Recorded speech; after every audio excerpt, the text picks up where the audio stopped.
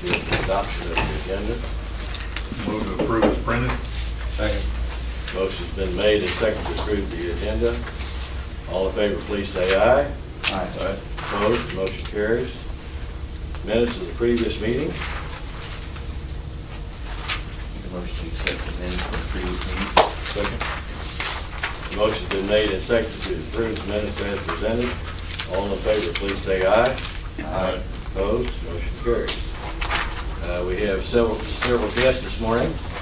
Dewey and JD, it's always great to have you. Do you all have anything that you'd like to I'm share gonna with sit us? here and be nice and quiet and listen in if it's all right with you. Oh, we're just tickled that you're here. Appreciate it, sir. Jeff, would you like to introduce our group that's here this morning?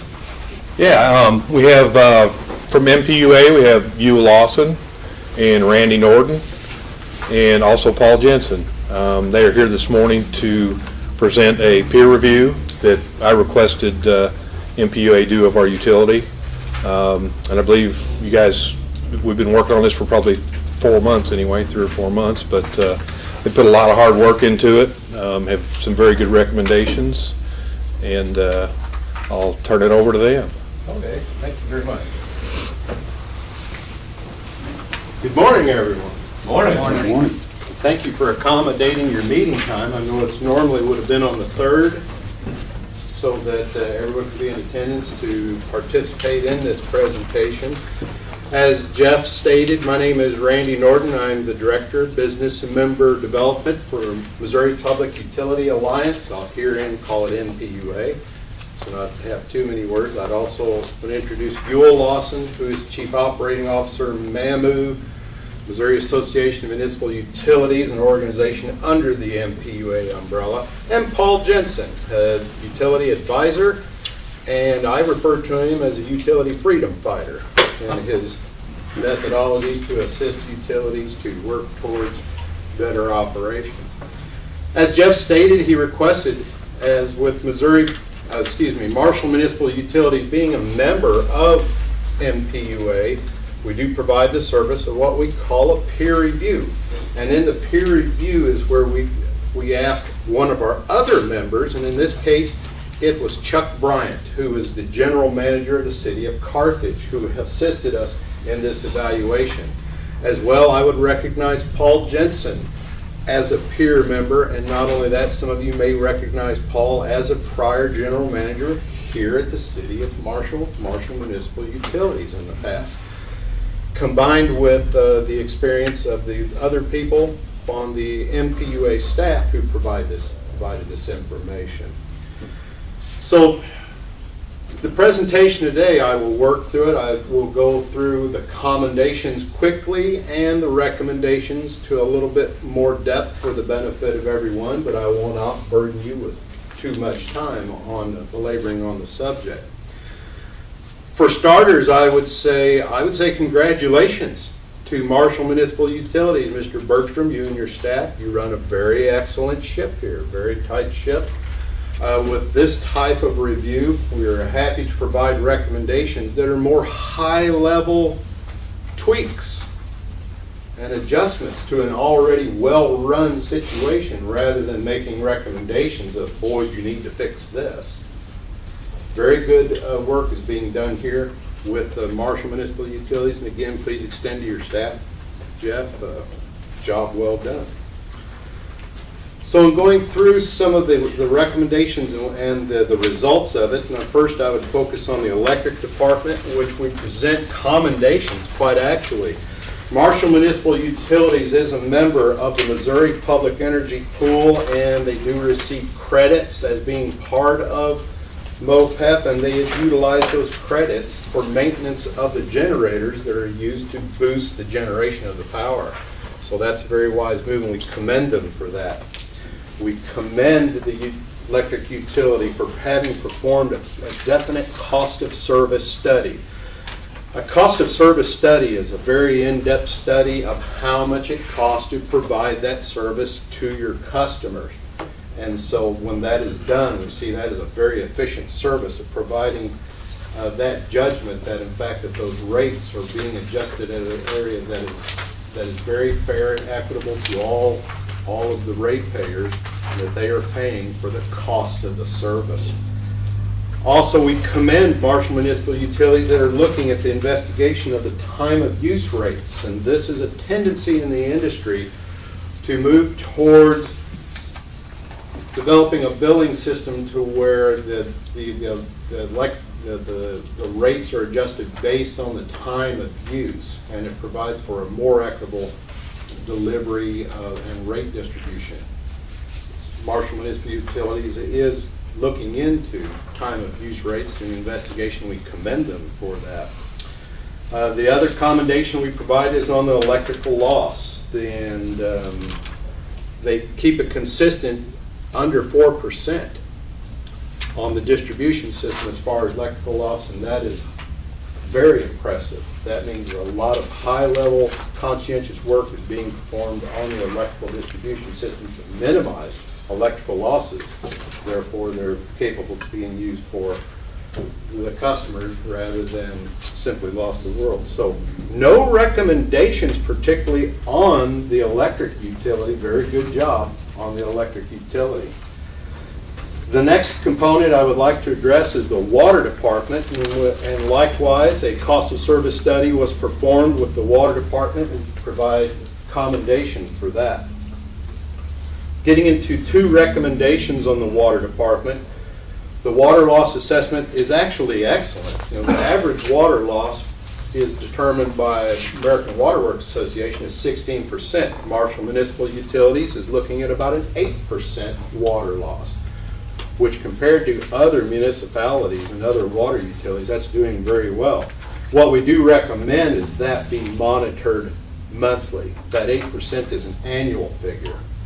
So we recommend monitoring that water loss monthly because that gives you more of a pattern of water usages throughout the year, and it also helps to identify when leaks may be occurring, because if you see a month-to-month dramatic change, you know something is up, water is being used somewhere. Another recommendation tied to the water department, and I'll mention this once because we actually were redundant with this recommendation, but we recommend infrastructural planning and 5-year capital planning. And working with both Jeff and Tony, they've really already instituted this, but we just felt obligated to express it.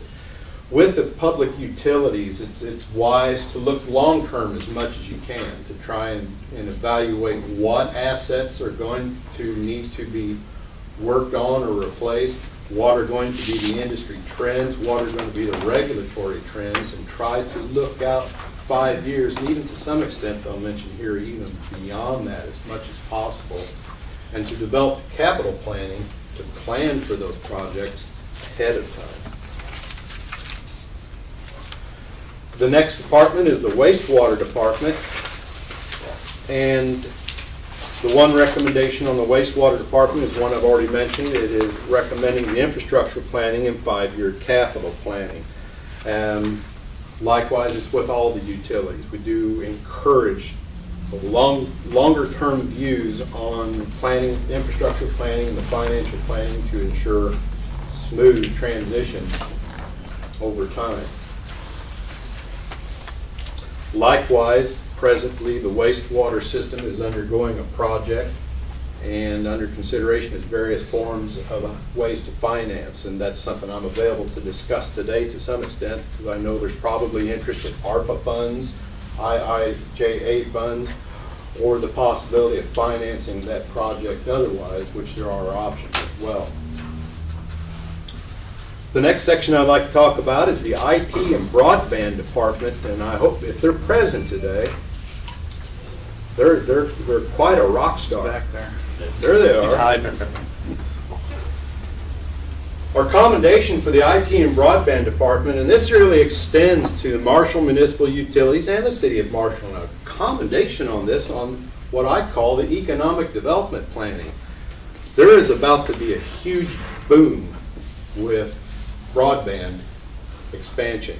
And Marshall Municipal Utilities has already seen this vision, is not only expanding this opportunity for the citizens of Marshall, but as well worked with the USDA Reconnect program and extended out into rural Saline County. That is leadership based on the foresight of Marshall Municipal Utilities, and this action alone by MMU is going to be a tremendous economic development boost for the city of Marshall. It's posturing for what's coming in the future and giving, and it'll be something that'll be attractive to industries to come to Marshall, to be able to communicate through the broadband and not just communicate as home users sitting at home streaming movies or anything like that, but to bring in finance and industrials that will need that bandwidth to operate. And so our commendation to Marshall Municipal Utilities for having the foresight to expand this service, and congratulations to them for having the talent who could make this happen. Some recommendations on the IT and broadband department. We do recommend cross-training and knowledge-based documentation. And are you Jim? Okay, Jim, I understand Jim holds a plethora of information, and we do encourage gathering that information and cross-training other employees so that you have a broader base here of the employees understanding this new utility that is going to be a significant utility on your behalf. Tied in with that, we do recommend that the IT and broadband department move under its own accounting. It is our understanding that the accounting for the broadband, it was spurned out of the electric department, which gave birth to the IT and broadband, but in its growth and in the propensity it has for being a self-sustaining utility, which is always the good planning idea. You want your utilities to be able to stand on their own. And I can see where the broadband department is in that place now. We really encourage that the accounting, financial accounting that comes out of electric into its own accounting. And I think you said you're already working on that, right? Yeah, So, yep, very yep. good. The next utility that I would like to address is the natural gas department, which natural gas is a very remarkable utility throughout the municipalities. They're very easy utilities to run, and yet they can carry with them a tremendous amount of headache. The one recommendation we have with the natural gas department is to give consideration in developing the gas utility. And I know that may not be the practical thing right now. You have an investor-owned natural gas utility that's providing the residential services, but definitely there may be opportunities in the future to sell off of your natural gas utility. You have what we generally refer to as one customer, which is the ethanol plant, but as well, you have a second customer, and it's Marshall Municipal Utilities, who utilizes the natural gas to operate the generators, or at least parts of some of them to some extent. So that's kind of a second customer, really, and should be accounted for as a customer.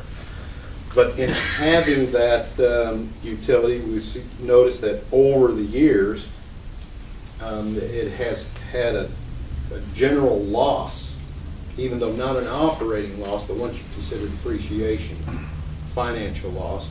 And to be able to develop that utility, to have more customers to share that rate base with, you may be able to finance the natural gas to where it's covering all expenses.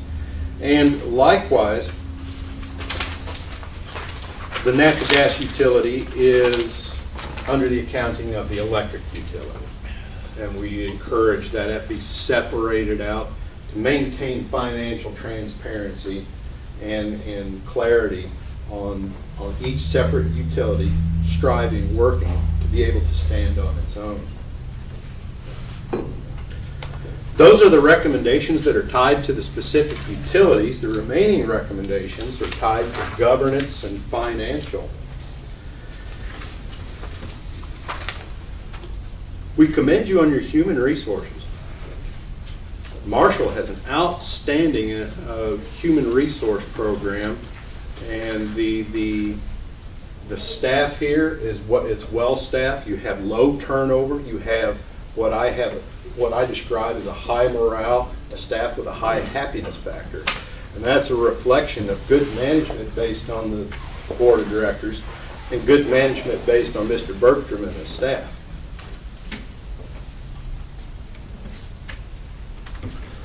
In the report, I identify your mission statement. One recommendation that we do provide is updating the mission statement to include natural gas and broadband. It specifically mentions the others, but not those two.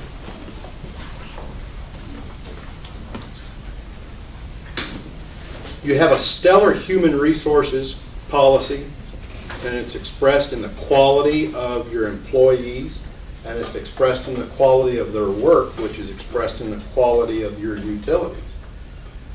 But a recommendation we do have is to develop a comprehensive succession planning for Marshall Municipal Utilities.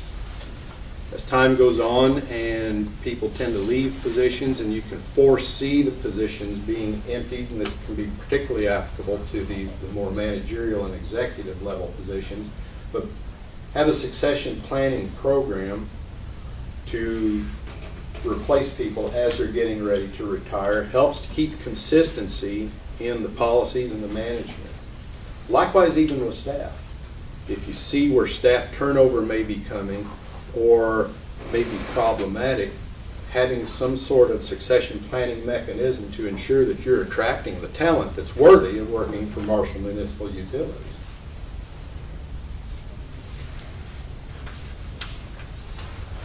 The next recommendation on overall governance and finance, and particularly on the governance side, is that we encourage you to develop an enhanced communications plan and include your key customers. And as Marshall Municipal Utilities, you're a large industry here in Marshall and are a base foundation for the economic soundness of the city of Marshall. You connect with the customers. You are the primary interaction between the local government and the customers. They're buying your utilities, they're using your utilities, they're paying your bills. And I encourage you in that concept, you develop ways to open up the communications tools to keep your ratepayers informed. I understand this is being live streamed. That's excellent. I really commend you on that and being transparent and showing the actions that the Board of Public Works is taking. I gave some specific, for instances, suggestions in this recommendation, and I will go through those. Consistent communications with customers involving the website, live streaming of meetings, and notifications on bills. Direct contact with key customers that have high utilization of utilities. Suggestions include Cargill and ConAgra. These are two customers that have been identified that are high-level users of the utilities. And it's a good idea to maintain a particular relationship with those key customers, find out how things are going for them because they're your big users. Provision for training for employees to respond with information they are comfortable with providing. Not only is Mr. Bergstrom the person who represents the municipal utilities and the board of directors, but the staff as well. And at times they will be approached by the public. So being able to enhance their training and inform them with what is going on with municipal utilities as well, so as they're approached at a level that they're comfortable with dealing with the information. This can actually even grow into a bigger concept of going through specific media training. Should there be something that is newsworthy that happens here, heaven forbid, and you have media coming to City Hall or coming to municipal utilities and looking for explanations and having a methodology of how to respond to media. This can happen even during natural incidents. You know, if you have a tornado, if you have, I'm not sure how much flooding will be an issue here, ice storm, whatever the case may be, but they may be coming to you and asking for answers and being prepared to deliver those answers. A suggestion is to provide a condensed version of all Marshall Municipal Utility reports to all key customers, civic organizations, and local media. In conversation with MMU, I was very impressed at the amount of civic activity. I commend you for that. That is remarkable. And keep those civic organizations and keep the local media and keep the key customers informed of the decisions that you make, or even getting them involved in the decisions that you're needing to make. It's all striving towards transparency and understanding that your ratepayers are getting their best service, keeping the communications. Consider approaching KMMO about creating a regularly scheduled Marshall Municipal Utilities report. And that's an opportunity to spend 10 minutes, 15 minutes on the local radio station talking about what's going on with MMU, because there's a lot going on. You could probably have a month's worth of 10-minute, 15-minute shows just talking about what's going on with broadband. That's an exciting topic here in MMU. The outstanding level of the electric utilities and the progress that is being made on the water and the wastewater to keep them up to date, to keep them compliant. One thing we noted, both the water and the wastewater, no compliance issues. That's remarkable. Congratulate yourselves on that. I encourage you to hold open houses with the various utilities as safety allows and continue MMU engagement with local civic defense. These are all opportunities to keep the communications with the public, communications with your ratepayers, other than just sending them a bill every month. It'll do wonders in them understanding the good work that you're doing and to be able to support the decisions you may need to make in the future. Final recommendation under governance is to give consideration to performing an insurance evaluation. And Mr. Bertram and Mr. Brasano are both aware of that, to where they have found a few instances where there is some level of self-insurance, but there may be some consideration where you may need to look at carrying liability insurance. So just consider an evaluation of the insurance. On the financial side, we'd like to commend the strength in the financial preparation. Definitely all the houses were in order. The accounting is very well done. The finances are well. Cost of service studies are identifying where rates really should be. Commend on the strength in the financial preparation.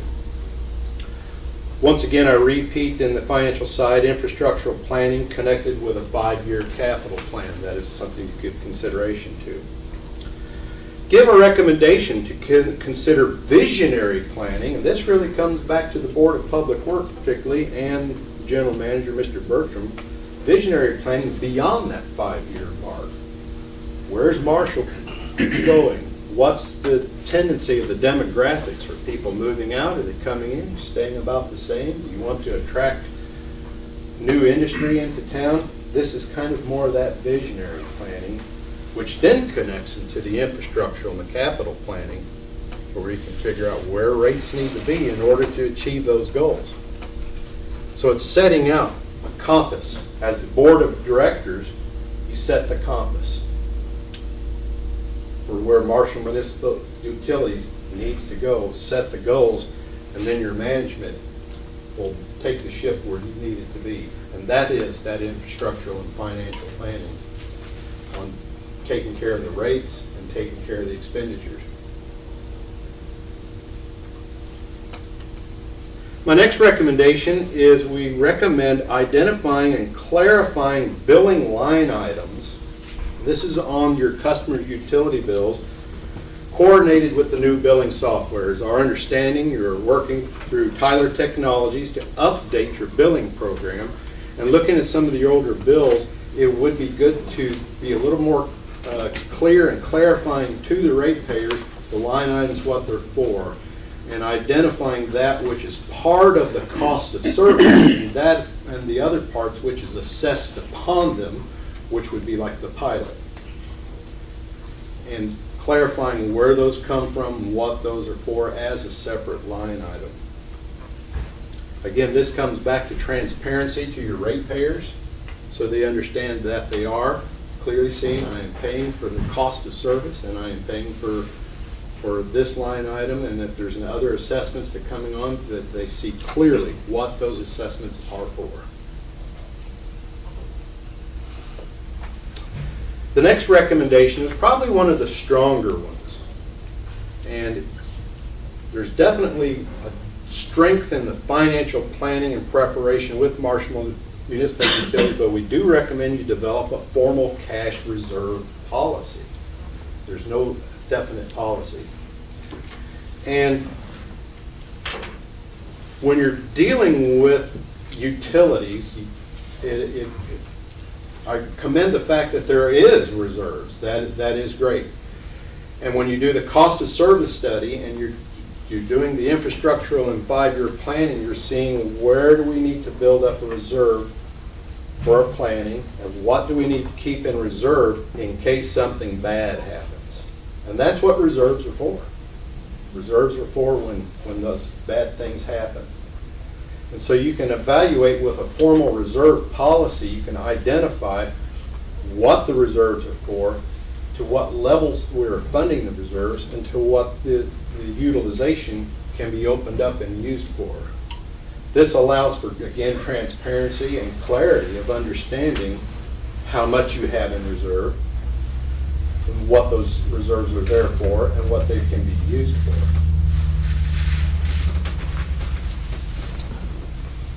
Generally speaking, 4 to 6 months of operating expenses may be a reasonable consideration for cash to have on reserve. There's no real law, there's no requirement, it's just financial wisdom, transparency and clarity to the decision maker, for the decision makers and to the ratepayers. There's really no need for the ratepayers in funding reserves to an excessive level. Likewise, it does a disservice to the ratepayers if the reserves are not funded to a level they need to be. And of course, when you look at a utility, and particularly when you're looking at something like an electric utility, those reserves may be a large number. It costs a lot of money to run a utility, as everyone in this room probably knows. And when you have an incident, you have one good storm come through, you'll find out what that reserve is for. And when you deplete the reserves, that's when you get caught sometimes with a storm or some sort of disaster or even a reliability issue of just failure. And suddenly you have to pay for something you don't have the cash on hand.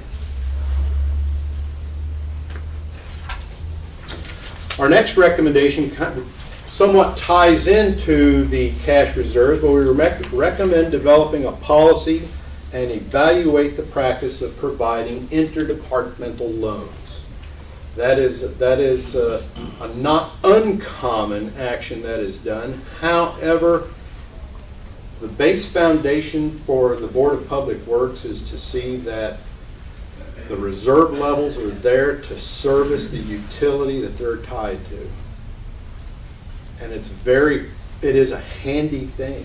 It is a practical, handy thing to be able to have excess reserves or reserves set in an area to where you can make interdepartmental loans, but then it gets to be where you're getting an electric utility subsidizing this utility, or funds from another reserve subsidizing something else, and that begins to blur the clarity, that begins to blur the purpose of what the reserves are for. Each utility should have a reserve that's tended to it for its purpose.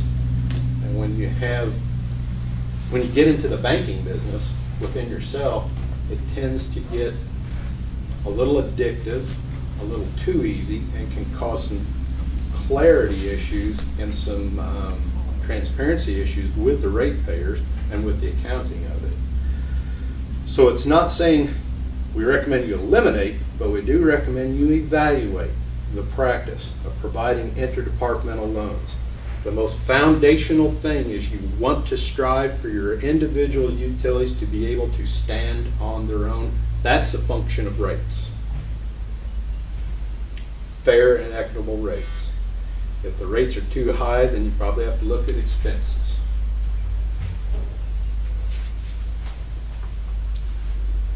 The next recommendation that we bring forth, tied to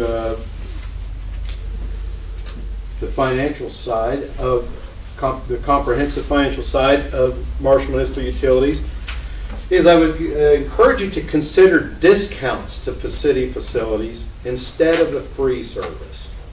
I understand there was an ordinance that was passed that mandated that the board of directors provide free services.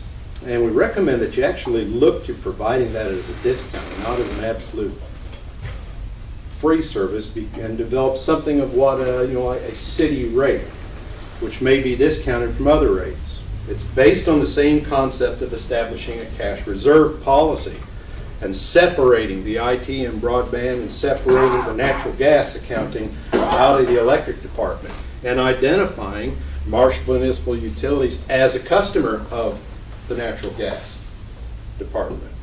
It's for clarity and transparency. The practices of providing the free service tends to exacerbate subsidization of finances that the ratepayers must bear. Somebody has to pay for that. So it can end up being a manipulation where you're putting an undue or an unfair burden upon the ratepayers. And so there's a wisdom to providing a discounted rate instead of just free services to city facilities. Very few municipalities where you'll find that free services are totally being provided, but it's a discounted service.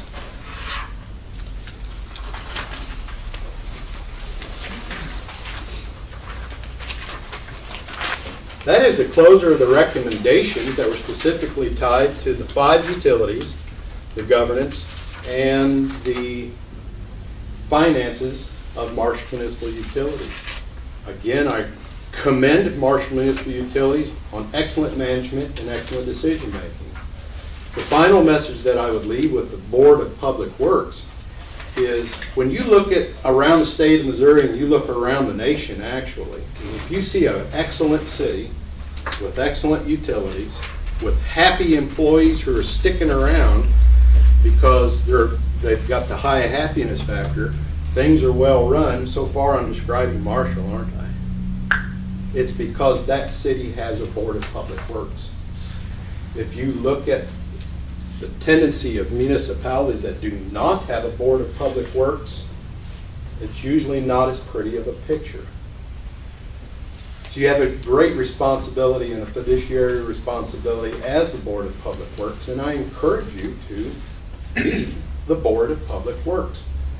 The purpose you're there and the tool that Council Board of Public Works balance takes the weight off of the council, puts the responsibility on the Board of Public Works to help maintain the compass of the utilities. It's very complex. There's lots of regulations, there's lots of financial issues, and you can focus on that. And that's what provides that extra special power to a city like the city of Marshall to be able to grow, to be able to sustain the utilities, which is going to sustain the residents, it's going to sustain the industry, and help provide for, in that obvious, coherent way, the economic development support of the community in general. Tremendous applause with the broadband idea. Not only are you providing that within Marshall, you've reached out into Saline County. That is a tremendous wisdom on behalf of the Board of Public Works. Fear not. Don't embrace your duty and set the compass for the directions of the Marshall Municipal Utilities. Be involved, engaged in every part of it, ensure the clarity and the transparency of the services you are making decisions for to the ratepayers, who are the ultimate supporters of the utilities. I commend you on your management and your accounting and the staff. You have an excellent crew here, and you have a great foundation. Again, I would say the recommendations we've made today are tweaks of excellence. A few things to do, policy plannings, and this would definitely go from an excellent utility to a stellar one. With that, Paul. Could I interrupt you with something? Yes. I want to build on something you just talked about. and that is the role of the Board of Public Works. And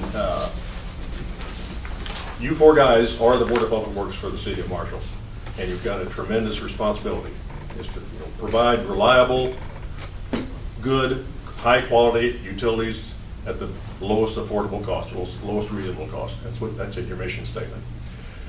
And what Randy says is right. When you look around the state and you find a city that's got utilities where you got a high happiness factor, as you say, where the citizens take pride in their utility, and maybe they don't cheer like they do the football team, but for the utilities. But when you ask the citizen to talk to them, that you get a positive response as opposed to a negative response. When you find a community like that that's got those kinds of attributes in your utility, more than likely, you've got a Board of Public Works. But that isn't to say that just because you've got a Board of Public Works, you're going to have all those attributes. In the last 15 years, I've been to a lot of cities, and several of them have Board of Public Works, and there's a few of them that have the attributes that you've got here in Marshall. There's several that don't. They got a Board of Public Works, but they don't have a high happiness factor. They got a high turnover. The employees, you look at them, they don't look professional, they don't act professional, etc. They're not near as well operated as they are here in Marshall. What's the difference? The difference is basically authority. You've got the responsibility, you have to have the authority that goes with it. In those communities that have a Board of Public Works, but they don't operate near as well as they do here in Marshall, those boards either don't have or don't exercise their authority to take care of their responsibilities. And so it's very important, to recognize that just having a board doesn't guarantee that everything's going to be good. You've got to exercise your authority because you've got a lot of responsibility to undertake. And those two things got to go together. Thank you, Paul. In wrapping up, Buell, do you have anything to add? No, you've done a great job. Mr. Bergstrom, do you wish to open up for questions? Or? First, I want to thank you in the MPUA peer review team. I think I'm very impressed with what we've received. This is really what I was looking for, to find ways that we could, make our utility better. There's always ways to improve, and I'm very, very pleased with the time and effort that's gone into this from MPUA staff, and want to thank them for their efforts. And if you guys have questions, I know we've talked about ARPA a lot. We've talked about the MPUA lease finance program. Randy is the expert in both of those areas. He's who I've been talking with on the MPUA lease finance for our wastewater treatment plant project. And he has also been keeping up on the ARPA stuff. So any ARPA questions you might have, updates he might be able to provide? Yes, definitely. Gentlemen of the Board of Directors, if you have any questions about the report, we're happy to answer them. If you have questions about ARPA funding or other types of funding, and likewise, I would reiterate, as members of MPUA, the recommendations we provided in here, we won't just say, here's our recommendations, go do this. If you want direct assistance, we'll be willing to provide. We're ready to provide direct assistance to develop reserve policy, to develop any of the other assistances that we've identified in here. At no extra time. Go ahead. I do have one question. So, and I know we talked about it often here about capital planning and infrastructure planning. So, and maybe you didn't do it, but did you get to the granular level of looking at the condition of our various utilities, equipment, things like that? Do you have a feel for that, or is that something that you all would provide? We could provide that service. I would say in this review, we did not get down into the very depths of very specific assets.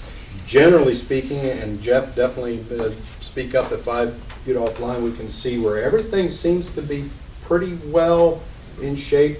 The water and the wastewater utilities definitely have some older infrastructure. And of course, the broadband is pretty much brand new. The natural gas utility is very simple. And with the maintenance that is being performed on the electrical side and the losses that are maintained down, I'm going to assume that the electric infrastructure is in pretty good shape. But definitely, if we wanted to go into a review about getting into very specifics and age and looking at a plan for specific replacement costs on specific assets, we can get into it a little Okay. further. Thank you. Chuck, Go ahead. let me Yeah. address that a little bit. It's been my experience that people that see facilities, infrastructure, whatever, day in, day out, usually, and I do this myself, they fail to recognize how it's deteriorating. Because they see it every day, the paint's peeling more and more, looks the same as it did yesterday.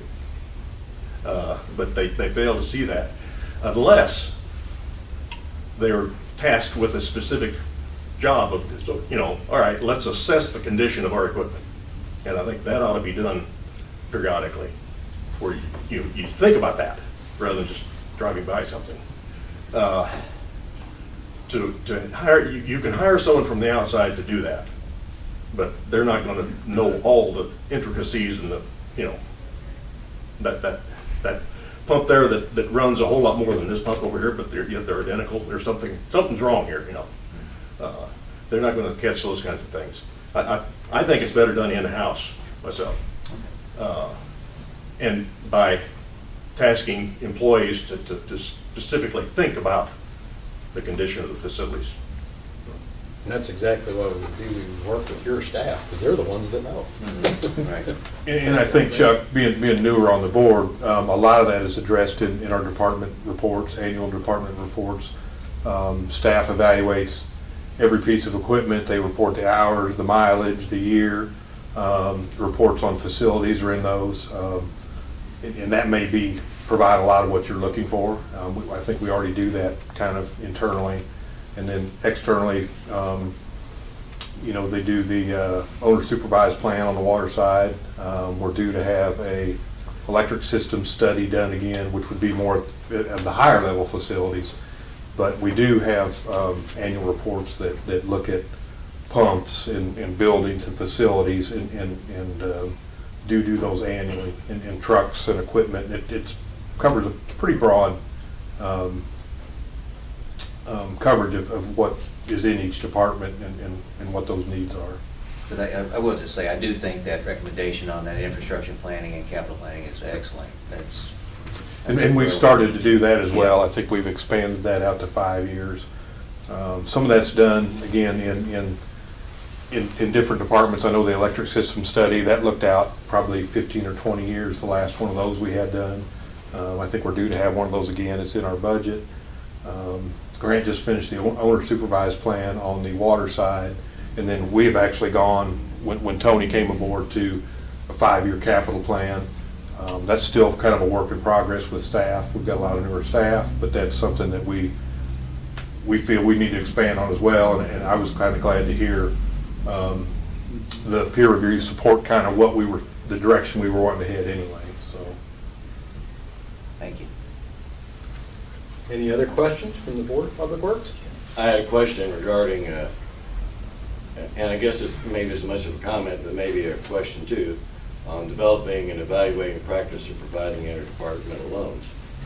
It seems like, there's less governance on electric and IT than there is on water and wastewater.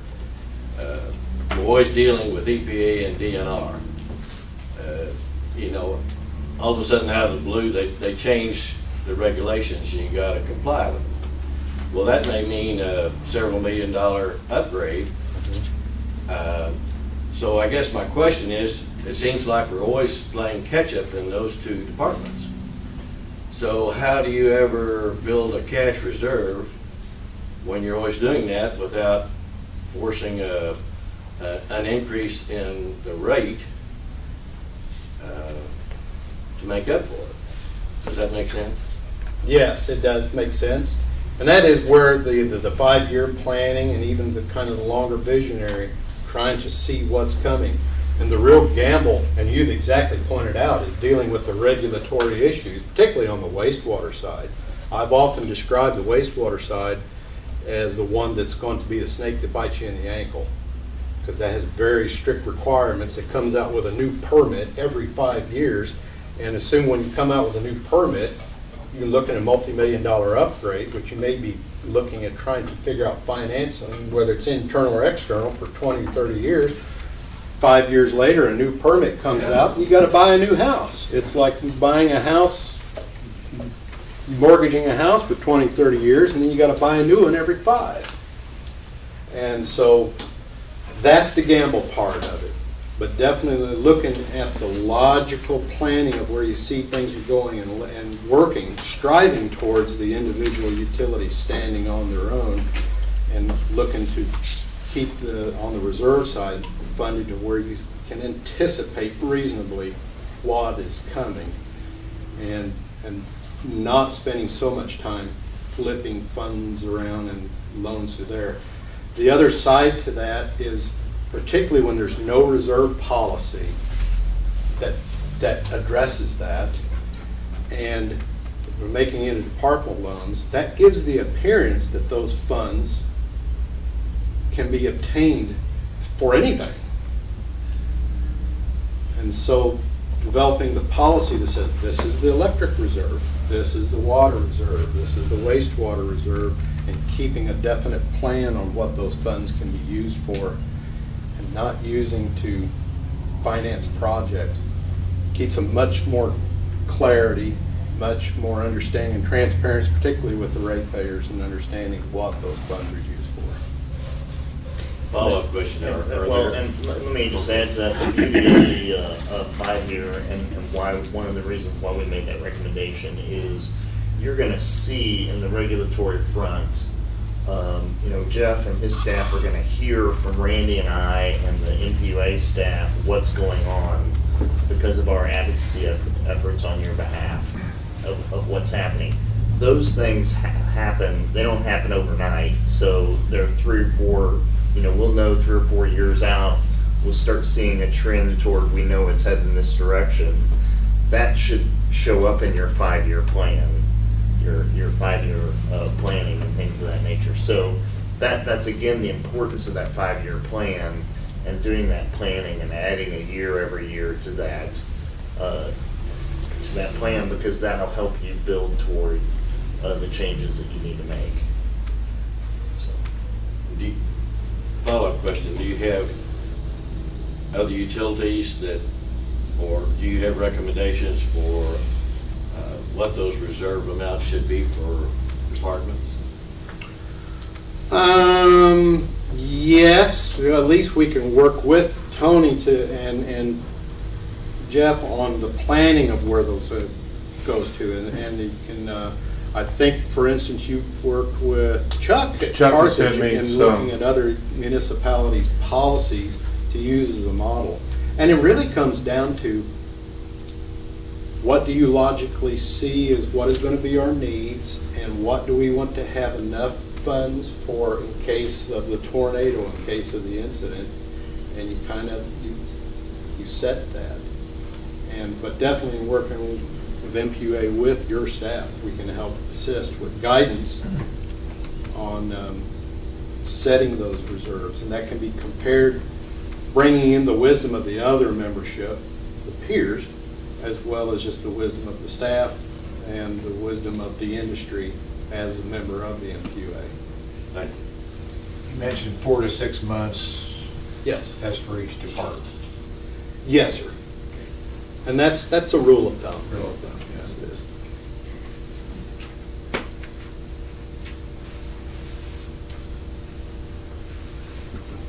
Any other questions? I guess I have a question about the billing. And Yes.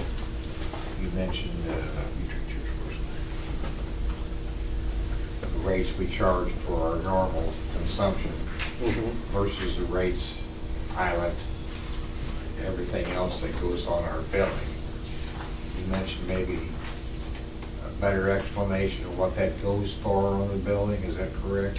Could be an explanation of what that goes for, how they're assessed, why they're assessed, and it's relating transparency to the ratepayer, Yeah. where they're seeing, okay, on my bill this is what I pay for my electricity, And I have confidence in the Marshall Municipal Utilities that that's what it's costing to operate this. And okay, here's another fee. What is this being used for? Why is this assessed? And it's all about transparency.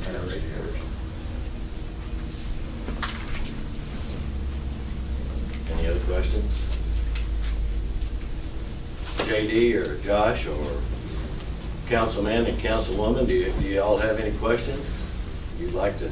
Doug, I appreciate the report. It's an excellent report, and I thank you very much for the work you guys put into it. Thank you very much. Thank you to the Board of Directors and Mr. Bergstrom and Tony for having us here today. Of course, we shall return on Monday evening to provide this presentation to the City Council as well. I just have one other little presentation I want to make real quick. Because of COVID and whatnot, we've not been able to be out and about as much, and so we're just starting to get out. And so one of the things I've been sitting on since March 30th of 2021 has been that Marshall Municipal Utilities was recognized with a Certificate of Excellence and Reliability for exceeding the average of all U.S. electric utilities for reliable electric service. One of the things about having a hometown utility is understanding that you have people in town ready to go to fix your utilities, keep your utilities up and running, and keep them reliable. And Marshall is one of those cities that was recognized last year by the American Public Power Association for that. Understanding in Missouri, the average time of response in an outage is about half by municipal utilities compared to an investor-owned or a cooperative, for that matter. In fact, it's even greater for a quicker response than a cooperative. And so anyway, I just wanted to bring this and recognize your staff and the work that you do here at Marshall Municipal Utilities, and your customers should be very pleased, especially your key customers, how you keep your electric system up and running. So Jeff, congratulations on that. Well, Doug actually does all that. Thank you. Appreciate it. All right, here you go, Douglas. I know in my Tell the guys visit good job. with Mr. Bergstrom, he was telling me the story about during Winter Storm Uri, and this comes back to the communications recommendations. The people here in Marshall are watching TV, and they're seeing all this talk on the TV about rolling blackouts and power being gone, and Marshall Municipal Utilities was able to say, no, not us, don't worry. And I understand through Winter Storm Uri, not even a blink. Correct. And that's something, as the Board of Directors, take pride in. That's setting the compass for the guidance of this management and that kind of performance and winning the awards. Congratulations, and thank you very much for your time. And that's a significant impact on your economic development prowess here in Marshall. This is kind of related to that. I was thinking last night, and this would be a talking point for the media, at least I think. I don't know, have any of you all experienced higher natural gas bills recently? Have you experienced higher electric rate bills?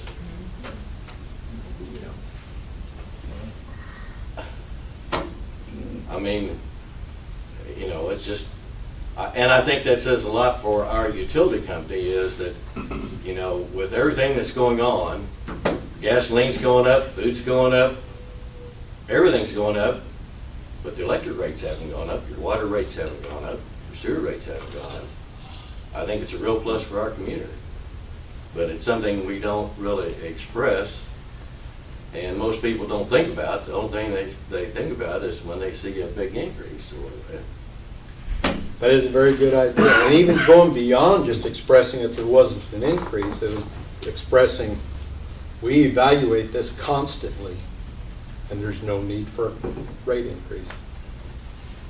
Showing that it's not just lack of increase, but we work at this and we make sure we evaluate it constantly. And it's going to get difficult as supplies get more difficult to obtain. And I know that the MMU staff is probably on top of it, doing the best they can. And Yeah, we're hearing I was just in Washington DC this week with some utilities talking to some of our members of Congress, and one of the things we were talking to them about is the supply chain issues that we're having in the United States. And so even some of the utilities here in Missouri are beginning to see pad mount transformers going up 3 to 4 times their cost. And the delay of getting them in up to 2 years to some extent, which, you know, could cause you to go out and find refurbished infrastructure and whatnot. So that's not to say that the cost won't go up, but you will be striving, communicating that you're striving to keep those costs low is a very important message to have to your customers. Randy and Joel and Paul, I really appreciate y'all taking time to come and visit with us and sharing your report. It's greatly appreciated, and we'll do our best to see if we can make things a little better. Thank you very much for your time. We're here to help if you have any questions at all. You're welcome to stay for the rest of our meeting, or if you will have something else you need to do or want to do, or we can recess for a few minutes and have a cup of coffee and a donut, or what does the board want to do? Let's recess for 10 minutes. Okay. Do I hear a motion? Recess for 10 minutes. Second. All in favor? Aye. 10 minutes.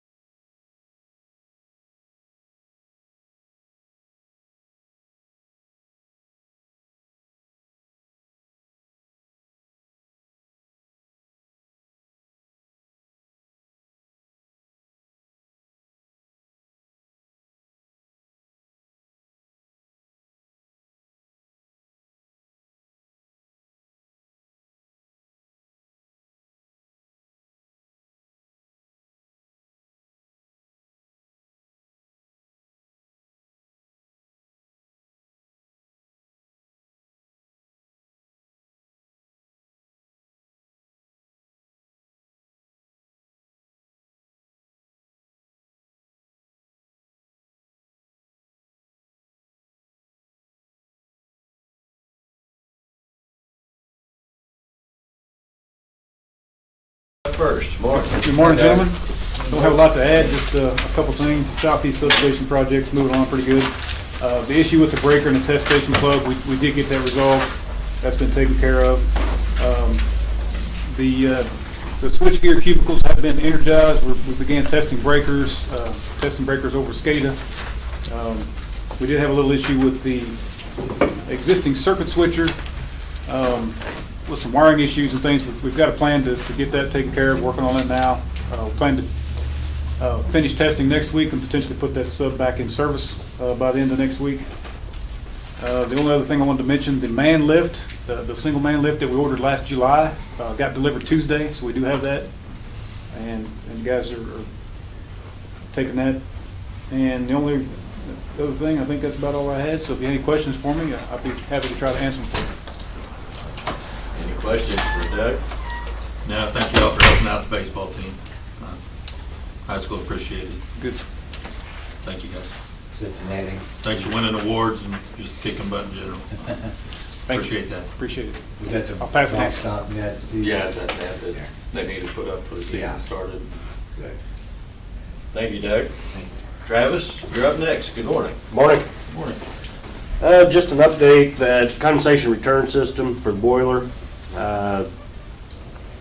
it has been delivered and it is installed. So luckily they had one on the shelf, so, and everything. The other one, the tank just started leaking everywhere and there was no repairing it. So luckily they had one and it's ready to go when it cools back off, so.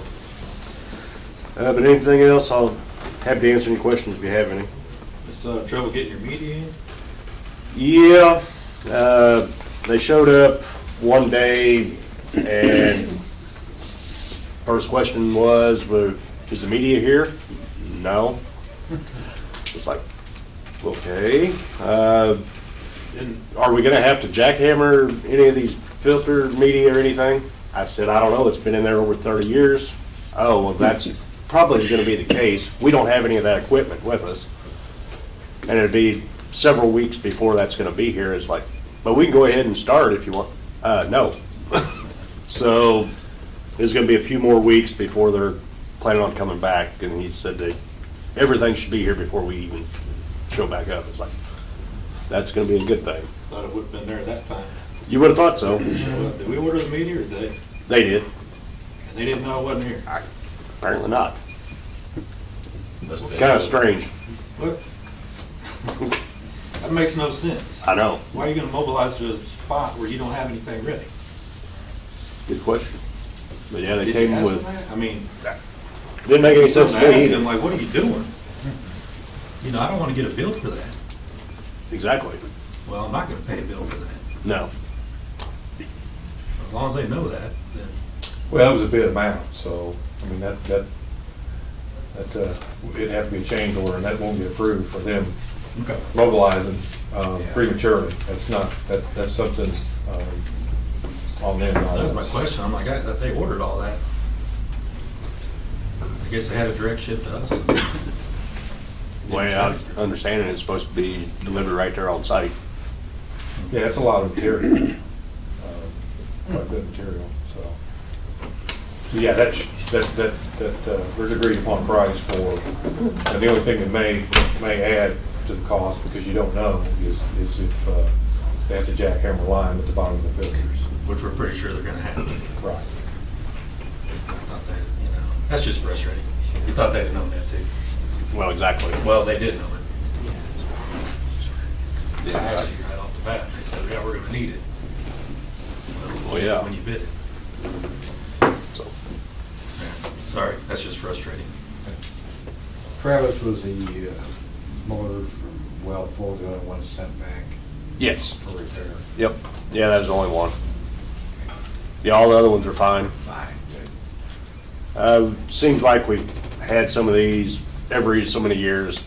One up, since I've been here, I think we've had 2 other ones that have gone out. And they're outside all the time, and a lot of mice get in there and tear up the wiring and everything. Surprised they lasted as well as they did.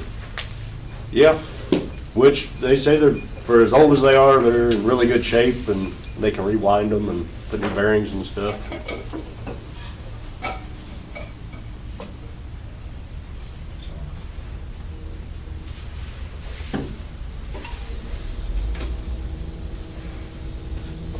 Is there any way to deal with that lime rather than just let it collect and solidify?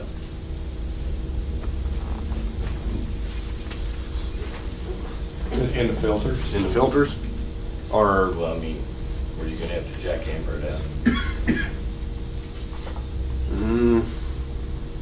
since that media's been in there for over 30 years. Well, I know at this point, but We'll get the new meeting in you're talking about? Yeah. I think we'll. With the surface wash, Surface wash. surface wash fixed, everything, and then if everything's optimized the treatment, where you have very little carryover, that shouldn't be an issue. Okay.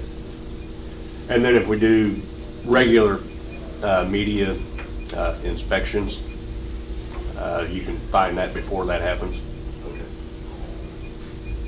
You know, backwash is a lot better now. It's a pump versus a tower. Before, I think when the tower was empty, you were done backwashing, whether it was clean or not. Now you can run the pump longer to push that, anything that would settle at the bottom, that filter back out. So I think we've just improved the filter cleaning process to, and not waiting 30 years to Right, yeah, I do understand. something. I understand. Spencer and I won't be here, No. so. Anything else for Travis? Thank you, Travis. Good morning, Carl. Good morning, gentlemen. Tier 2 report, I did mention that verbally last meeting, so I just added that in there to show that it was submitted. I think there's 9 different agencies we actually submit that to, local agencies, and since our gas line is down in Pettis County and over by Sweet Springs as well. So it is all completed. We did have DNR come, did a Title V Clean Air Act inspection. It was there about 3 hours going through our documentation, record keeping on all of our emissions, and no discrepancies were found. We didn't have any deviations, so that all looked very good. Just the things at the bottom there, miscellaneous things we worked on. One thing I didn't put in there, we did receive the coupling we were waiting on for those paddle grip motor risers we made for wastewater down there, and we delivered them down to the wastewater plant. Other than that, I'd be glad to answer any questions if you have any. What's that update on the intercoolers? The intercooler, I was going to say that because I knew you'd ask, but those are actually supposed to ship today, and we're talking to UPS, and she's supposed to give us an update. Hopefully they will, if they don't ship today, they will ship Monday. Okay. And what's the current rate for cardboard? Like one, That comes 170. out usually around the 6th, so I should be getting a new one soon. It's at 170 right now. Thank you. Last meeting, we were talking about having some kind of maybe curtailment from the gas if we had another winter storm kick through due to pricing. Have they talked about any more about that, or we got anywhere with that? I am still working with the DNR on that. I've talked to TRC. They suggested some things. Some of the things that they put in a proposal we may need, some of them we might not. So we're kind of still looking through that to see exactly what we would need. I've been talking to the DNR. What I'd like to know is what I'm working toward mainly. I think even if they use their discretion and allow us to run on straight diesel because of a so-called financial curtailment, that we would still probably or maybe bound by our emissions limitations. And so, and anytime you deviate, you have to report on that within 24 hours. So I'm trying to get together what reporting we would have to do and what controls we'd need in place to do that on a daily basis, keeping track of all the different emissions. I think Ken has the last meeting to find out what our fine would be. No, I didn't actually find out on that. The TRC kind of act like that's just something you don't want to do, and some of the things they do to put teeth in on those is you can be incarcerated if you don't follow the rules. Well, So I'm not quite willing to pay that fine. maybe the fine of bailing me out. I don't know, but What does that mean? His name is on the permit. on the go to jail card. I didn't know what bailout meant. Carl, I don't know that guy. I don't know what he wastes his call calling me for. That's what- He's ready to retire anyway. But I'll continue to see if I can figure what, I mean, if that's the road they're going down, don't worry. yeah, I'm willing to there- do that. I guess we'll just have to pay extremely outrageous gas prices instead of running what we can. it would, We're right. going to jail for it. So. And I think it would be a matter of, we could do it, we're a lot closer than what we were. I just want to make sure that before it actually happens, that we know what reporting we're going to have to do and what limitations we would be bound by before we do it, instead of trying to figure that out on the run. Yeah. Yeah, we're still working to try to figure out what the consequences or actions would be, and I don't think we have all that information yet. Okay. And that, we're relying on DNR. We've got a proposal from TRC, but if we can get the answers to the questions we need, we may not need TRC and not spend that money. So he's still working on, trying to get that information or finding answers to those questions.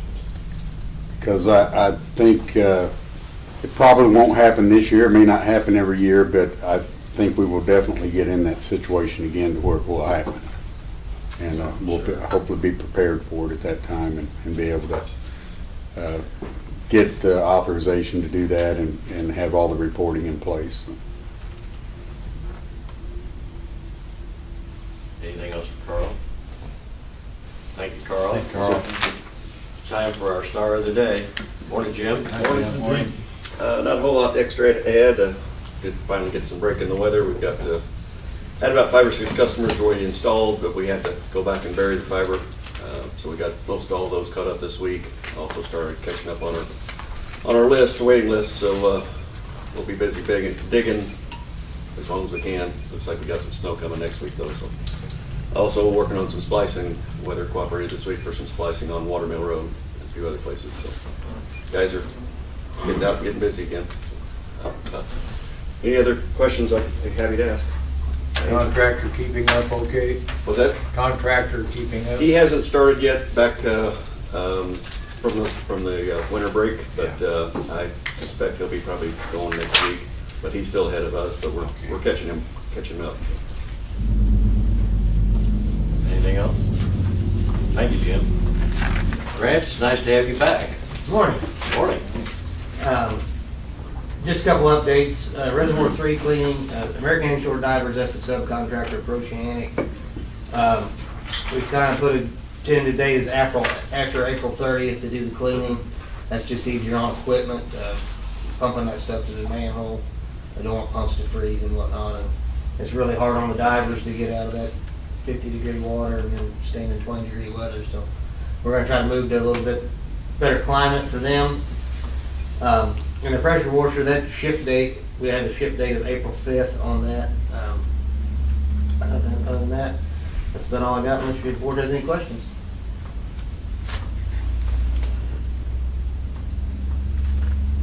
Any questions for Grant? If not, thank you, Grant. Nolan, good morning. Good morning. An update on the aeration and finals project.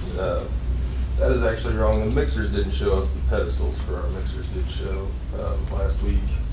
The mixers, I think, scheduled to be here in a few weeks. They kind of pushed back the start date. They're looking at being on site for good the week of the 14th. But if everything holds true with deliveries and everything, they're still talking about the last week of July, first week of August will be the startup on the aeration basin. the finals, I think we're still looking into the year, November, December timeframe.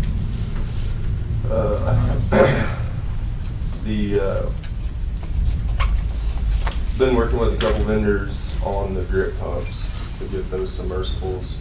One guy was on site yesterday, another one's supposed to be here the middle of next week. It's something that we've needed for a long time. We don't actually have any pricing on that yet, but I would say ballpark is probably going to be in that $40,000 to $45,000 range. Not 100% sure on that. Once we get the actual pricing, be sure to pass that along. But, yeah, other than that, I'd be happy to answer any questions you guys have. And I don't know if you guys remember what those grit pumps are. They're in the very bottom of the Headworks building. And every time it floods from I&I, we've got a $10,000 bill to rebuild those grit pumps. So you've got the grit pumps that are down there, and then you've got the motors for the paddle drives that are on the floor up above that. Those flood as well. Carl's group made pedestals to raise those motors up, and then no one's getting pricing for submersibles on the grit pumps. So every time it floods, we don't have not only to spend more money, but additional work to do. I told those guys down there they could change grit pumps out like a NASCAR pit crew. I mean, it's just, I think they get frustrated at times. You get them fixed, you get them back in, and 2 weeks later it floods again. So I think we're looking for a permanent solution because you have to have them. There may be an expense up front, but I think overall it's going to pay for itself over time instead of having to rebuild the ones that are down there continually. But hopefully we'll have some pricing and information at you for the next meeting.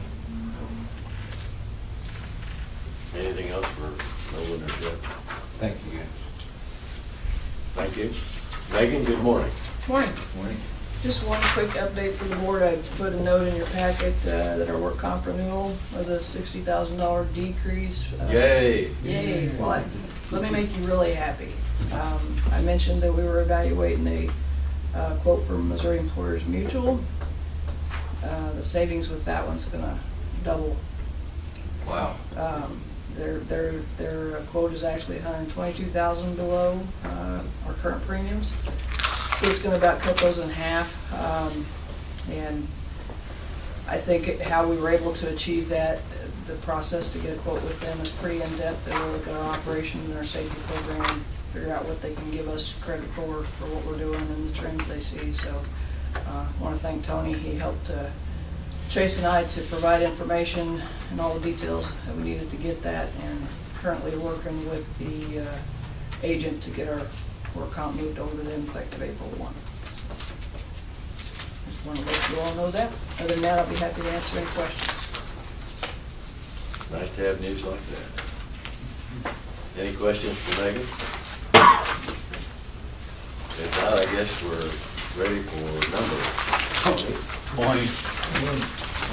I do have the January financials in there. I will highlight there on the electric financials. If you look there in my actual financial, there was an error I had made on the purchase power and the generation credit. You might know those are flip-flopped. So I caught that after that it had already printed, but just let you know that it didn't have any change. It's just numbers in the wrong spot. Overall, though, I mean, our revenues were fairly in line as of January last year to January of this year. We did have a slight decrease in revenues in the electric department. The expense side, there's really a lot of timing issues. The utilities got hit twice in the month of January. The utility bills were paid twice, so you're seeing the expenses a little higher than normal. I think in Jim's department, I think we had the bandwidth for Bluebird was paid twice in January too, so just timing, so the expenses are up a little bit there as well, along with the utilities. Most of that, the differences there are utility bills that were paid.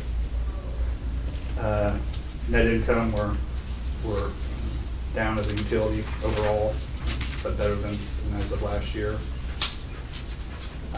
Really the cash side, I wanted to kind of go through that. On the operating, electric operating, you'll see that we have moved the $2.5 million over from natural gas to the electric operating fund. So our electric operating was really down to about 1.2 million before we moved the 2.5 million out of natural gas reserves back to electric. And you also notice that on our wastewater department, we don't have any money in the sewer operating. And that's really just a timing issue. We had, I think Nolan's project down there, I think we paid $1.4 million last in the month of January for that project. And so there's a lot of just transferring money over to operating to, as an interdepartment loan from electric. So the bank account wasn't withdrawn, but we overdrawn, it's just timing. I think as of today, we have borrowed just a little over $2 million from the electric on the wastewater project. I think Burns is supposed to give us a schedule here fairly soon of payments of what to expect. I think we're going to have to make some decisions on how we want to fund that. If we're going to use electric reserves until we find out more about ARPA, or if we need to go with the financing. So I will have some more information on that, hopefully in the next meeting, what we want to do. I think Ken, you mentioned maybe just using up some of the reserves until we find out, and I'm kind of leaning that way, but I'll have more on that. Another thing on the genset funds, those are our capacity credits that we put into funds for Unit 6, 10, 11, 7, and 9. I did that back when Winter Storm Uri, it was like July of last year. I've been working on reconciling that up to January. You notice that number hasn't changed because I've been trying to get the information. I've been talking to Carl about, we need to sit down and kind of decide if we want to put a cap on those, how much money do we need to have in those funds. Because right now, to reconcile them, we're looking at about another $250,000 going into those accounts. I think 161 of it's for Unit 6, 113,000 would be for 10 and 11, and then 12,000 for 7 and 9. So we're going to try to get some kind of policies or something that we can, what those caps need to be. So I'm working on that as well with Carl and then with Jeff, obviously. You will notice in disbursements when we get to those that we are in the new software. It's going to be a little different. But this week's been a little hectic, so getting stuff converted over. But I will be more than happy to answer any questions you guys have.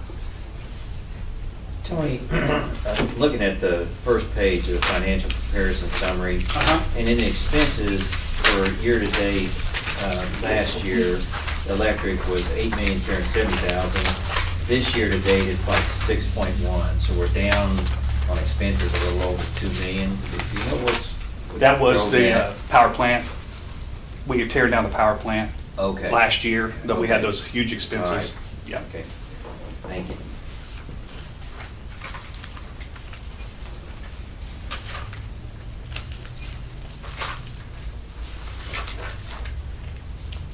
And if you go through there, if you go through those, each department, and you look at plant utilities, you'll see that we're higher, obviously, than this year, and that was the timing.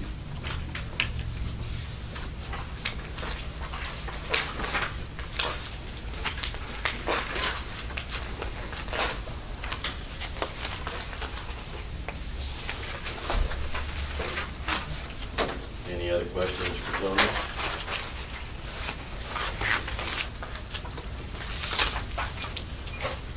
Appreciate the update. Thank you, Jeff, I guess we're ready for you. Morning, gentlemen. Morning. I do have two action items this morning. Those both relate to grant opportunities for the Region F Solid Waste District. The application period closes March 15th. We identified two needs that we could submit grants for. First was the truck scales. I've talked to Dewey a little bit on it, and typically they only provide grants on items that they can repossess. And you can actually move the scales. These scales that we have are currently moved from the landfill. The pedestals and concrete you can't. So all that I'm going to submit on this to try to improve our odds of getting the grant would be the scales and that equipment, and then we would pay for the foundations and the things that can't be repossessed on our own. And the second one is for a glass crusher. I think it's an original glass crusher. We recycle about 40 tons of glass a year, so I would hate to guess how much glass that thing is recycled, but it's substantial. I'd like to present, right now I've got recommendations there on both those items for your consideration. So on the truck scales, you're just gonna go after the load cells and the platform? Yeah, and I think that's probably a little over half of the cost to have it done. Do you have any idea of the amount for the glass crusher replacement? About 15,000, I think. 15 for three-phase and 14 for single-phase. There's a difference there. I think three-phase is actually cheaper. That's probably the one we want. Right. I think that's what we have currently. I think we're looking at it. We had 90 budgeted for the scales. And I think that price has actually gone up. The last quote Carl got, we were over 100,000 on that. So we're looking probably 60-40, 60 on the load cells, the scales, that equipment, and then about 40 on the foundations and that work. I make a motion to accept the recommendation to authorize management to apply for a grant, set aside money from the electric department to support the 15% match required by the solid waste district to purchase new truck scales pending approval of the grant application. Second. Motion's been made and seconded to authorize management to apply for a grant and to set aside money from the electric department to support the 15% match required by the solid waste district to purchase new truck scales pending approval of the grant application. Any other discussion? If not, all in favor, please say aye. Aye. Opposed? Motion carries. I'll make a motion to authorize management to apply for a grant to set aside money from the electric department to support the 15% match required by the solid waste district to purchase a new glass crusher pending approval of the grant application. Second. Motion has been made and seconded to authorize management to apply for a grant and to set aside money from the electric department to support the 15% match required by the solid waste district to purchase a new glass crusher pending approval of grant application. Any discussion? If not, all in favor, please say aye. Aye. Opposed? Motion carries. Saw on the news just, I don't know, it was yesterday or the day before, where down along the Mississippi River, they're crushing a lot of glass and using it as sand for erosion purposes, which I thought was kind of neat. I haven't known that I'd want to walk on it, but anyway. Thank you, gentlemen. Yeah, that's, I think we're very proud of the recycling we offer to our community, and having the solid waste district's been good to us as far as helping us fund equipment and allowing us to continue this. So we'll cross our fingers. I've got the applications ready to submit. This is part of the application process. You want to know that there's a commitment being made on our side. So that provides that last piece there. Kind of before we go into the proposed economic development fee, I just want to cover a couple other items so they don't get lost in the wash. As Tony mentioned, Kevin was down with Burns McDonald for our weekly progress meeting Wednesday, and I did ask him for a billing schedule. He had one that was 6 months old. He was going to update that, so I could get that to Tony. We could bring that back to you and discuss the financing for that project moving forward. I know we still are waiting on decisions from ARPA. I think they're going to have some preliminary stuff out next month. I've been in communication with Randy regarding ARPA funds and other things, as well as the peer review. But so hopefully we'll have a schedule there. Also wanted to mention we did get our first check from FEMA for the flood project that we had last June. That was for the trucks, the 2 dump trucks. We did receive a check for $47,165.25. That was the total for the 2? That's the total for the 2, which Almost cover the tires. well, and really for the items that we lost, the age of those trucks, that's probably being pretty gracious. I think they based that amount on market value of the units we lost. I think the one truck was valued at like $2,800 and one of them was like $10,000. So we continue to work with them, submitting time. We're getting close, I think, on the Category B emergency repairs, which would be ServPro, RNS Electric, Marshall Automation, some of those bills that came in. So hopefully we'll start seeing reimbursements on those as well. It just takes time with FEMA, making sure we get everything. On the trucks, the report I received was thicker than the peer review by about 2 or 3 times, just for 2 dump trucks. So it's, and it went through about 6 different departments within their agency before it got approved and came back. So continuing to work on that. Go ahead and move on into the proposed economic development fee. I did forward you guys a draft ordinance. When we did meet and discuss with the city, that they did mention an economic development fee that was used by the city of Lebanon. I did get a phone call back from Richard down there to kind of, detail how that was being used, or how it had been used and applied. It hasn't been drawn on since 2015. But in addition to just looking at the 1%, I thought it was a fair comparison of the overall contributions from the utility and the community need to be compared as well, and we've included that here. Some demographics,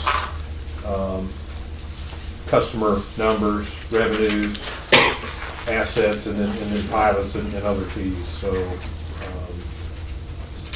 I think to be fair, it's I think at the end of the day, it's all about the pressure being applied to ratepayers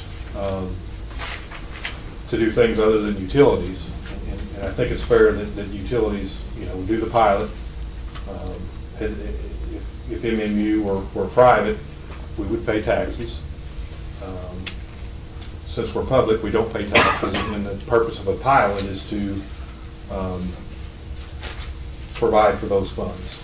So then I had some questions there too. I think first and foremost, my recommendation would be before we decide what we would like to do is I think first and foremost, we need to establish the financial health of the utilities. And I think the peer review provides some avenues and methods to do that. With reserve policies, interdepartmental loan policies, I think if we could get through those and determine where we need to be at, it would be a lot easier to determine what the utilities was capable of doing to help out in the economic development area without hurting itself. I mean, ultimately, we're here first and foremost for utilities. As some of the peer review mentioned, as board members and employees, it's a huge responsibility. financially and otherwise. And I think if we don't look at our financial needs and make sure those are covered first and foremost, we'd be making a big mistake. So I'll open that up for discussion and see what, I don't know what your thoughts are. Chuck did provide something that I shared, which I think was a good start. It did tie to the fiscal needs of utilities. I think if you just tied it to the budget, I don't know that would be always work, because if you're budgeting a loss and you're within budget, I mean, we have years where we spend reserves and we have years where we build reserves. Tony and I kind of talked about that. You know, I think this year we're looking at a $10 million drop in cash. And then the other question is, what departments do you pay it out of? We can't handle any more burden on our sewer department. Water department, you really don't want to burden it anymore. Our electric department, if you do read in the peer review report, with that rate reduction, I believe it was on page 6, finance and rates. We have a recent trend of an operating loss in the electric department, and that is accurate with that 7.5% rate reduction. On our cost of service study, normal utility rates of return are 8 to 10%, and Tony can correct me if I'm wrong. We are right at 3% right now in our electric department. So any additional burdens to that department could have unintended consequences if we're not careful in making sure that we're taking care of the utilities finances first and foremost. If those are done, and there's some things the board would like to do from another standpoint, but I think first and foremost, utility financial health should be tied to anything that's done.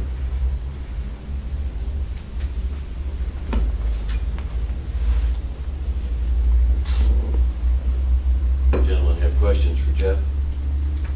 Questions, no solution. I think the council's, they're wanting to have something back from the board. I think that would be as good a time to discuss it as anything. For Monday night?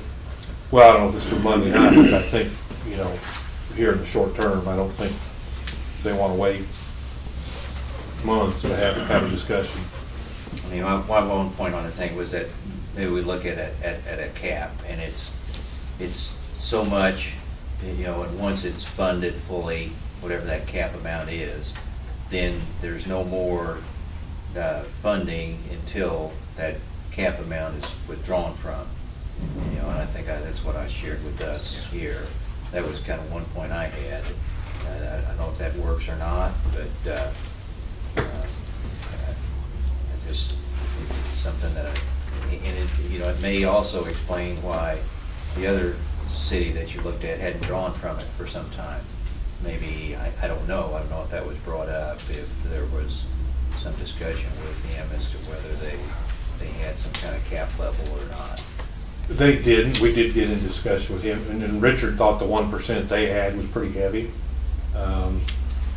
Lebanon is currently in the process of going from a council to a board of public works. I think the council doesn't want the authority of the rates and those kind of things, and some of the issues that it's created for them. They're a little bit different than us. MMU and the city, we both support MSDC. The past industrial park, MMU's funded infrastructure, buildings, those sorts of things. MSDC has leased those buildings and has income from that. Here we have a county that participates, Slater participates, Sweet Springs participates. I think we're getting Arrow Rock to participate. In Lebanon, it was just kind of the city. It really did the same thing we did as far as having buildings and things to generate income. So it's really the same thing. It was just kind of through a different role. Now that our county is getting involved in their economic development, so it's almost like we're going one direction and they're going another direction with how they're moving forward. You know, another concern is the board willing to, you know, you guys are responsible for the financial stability of the utilities. Again, as the peer review team reported, that is a tremendous responsibility. Do you want to hand over some of that responsibility? Do you think it's gonna make any difference what we want, or what we asked for? We have an opportunity to discuss it and provide input. I mean, I think that's where we're at. I think we all want the same thing, Spencer. I certainly do. Well, I don't see it as handing over responsibility. I think the board here still has responsibility for MMU. I think it's, you know, I think the ask is can we invest in the community? Is there a way to do that? And I think that's what's being asked of us. Is there a way, you know, I know it's always been a struggle. We all know it, that, you know, our community hasn't really prospered that much. And, you know, we'd all, I think, like to see it, some growth and expansion. And can we be a part of that? And I don't see it as relinquishing responsibility. I think we gotta be good stewards of our money. And we do that, and we do contribute to the city in many, many aspects. And what's frustrating about this is I feel like we're giving the top of what everyone else does. You know, we had a city, our utility company, that donated the city's utilities in one city in Missouri, and now we do that. We have a 10% pilot on electric and 5% on water, higher than anybody, and we do that. And now Lebanon has a 1% fee on their general revenue, and now they want us to do that. So it seems like every 100% we're getting hit with. And it's not taking care of our money. We don't have reserves in wastewater, water to take care of the stuff we have. Well, now we're totally depleting our electric reserves as well, going along this ride. You know, eventually we're gonna run out, and that's not being good stewards of our money. It's not what the citizens have invested in this utility company to turn around and just blow it. And I'm not saying blow it. I agree. We need to help the community. We do help the community though. But at some point in time, there's gotta be a cap on this. Well, my recommendation, I think that's why we need to determine reserves and make sure that we're doing our due diligence and making sure we're taking care of the utility first. That's why we're here. And then if we can help, I certainly am all for that. But, and Chuck, I mean, we just did on gross operating revenue. Well, where does that come out of? Do we pay that on top of a pilot that's just a pass-through? Or are we paying, I mean, there's things that, you know, if you do it on your gross operating revenue, well, where are we gonna pay that from? What account are we gonna pay that from? And if our reserves drop enough and we get a council that requests that money or takes that money, and you know, it has a negative impact financially on us. I mean, that's you are handing over But you're, some of that responsibility. yeah, but the intent, and you know, is that money spawns additional income for utilities, that it generates some growth, and you have new customers and you have new revenue coming in. I mean, that's kind of the reasoning behind it. You know, But and that's fine. But as long as we're able, we don't want to have impacts to rate. If you have money withdrawn from whatever account we choose, or you guys would choose, at some point it will affect rates if care is not taken. We don't have MMU's financial plans and needs put first, and that's I what think scares me. one solution me and Jeff have been talking about is at the end of the year, we could look at our reserve policies, our total cash in each department, how the department did for the year, evaluate all that, and then say, okay, electric had a good year. We had like a winter storm, Uri could have went bad, but we had a positive. Electric can put this money in, we put it into an economic development fund with policy within the utility that money's there available for the utility to use or for the city to use. And if the city has a need and we have $500,000 in that fund, and they could come and say, hey, we have this economic development need, we need these funds, and then the board can say, we agree, we think it's a great idea, here's money out of that fund. Or vice versa, if the utility has an economic development need and there's money in that fund, we have access to it as well. But I think we have to look at what our cash is, where we're at, and whether that's a cap reserve policies. If we're in line, we hit those policies, you know, how the year we did as a whole, capital projects that are coming up, are we on track to fund those? I think it's just not a 1.5%. You know, maybe some years it's more than that. Maybe some years it's less than that. But I think it has to come on you guys to evaluate what we provide and say, we can do this much money. Let's put this much money in that fund. It's just not as simple as tying a percentage. My only right? concern, Tony, about keeping it internal, it's just going to cause more of the same. It's going to be every time there's going to be confrontation. There's going to be whose definition of economic development, and that can vary. And I think those things, you know, are going to come back to maybe be a problem.